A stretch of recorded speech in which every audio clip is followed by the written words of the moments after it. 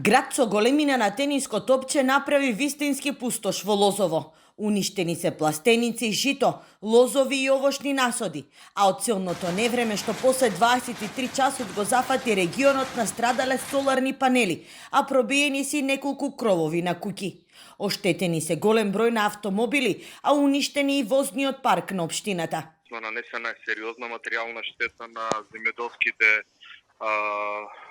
на лозовите насади, на житните култури, овоштарниците, пластениците и се останато. Беа уништени дополнително и возила, уништени соларни панели и те што реално страшна гледка, значи нешто што досега го немаме. Бошковски заутре најави вонредна седница на Советот, на која ќе се формира комисија која на терен треба да ја утврди висината на штетите.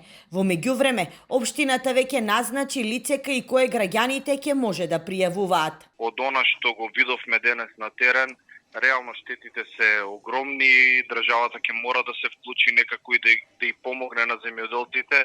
Веќе имаме назначено лице кое ќе работи на таа проблематика и ќе може да ги пријавуваат штетите во општината, а подоцна излезат екипи на терен и ќе се изготват елаборати со кои ќе се утврди штета. Цветковски потенцира, ако надлежните навреме ги активираа воздухопловите за авионско засејување на градоносните облаци, штетите немаше да бидат огромни. За неколку дена ова е второ невреме во Лозово. Силниот ветер, откор на дрва сруши магацини, помошни објекти, а во животна опасност стави граѓани кои во тој момент се движеа по локалниот пат Лозово село Милино.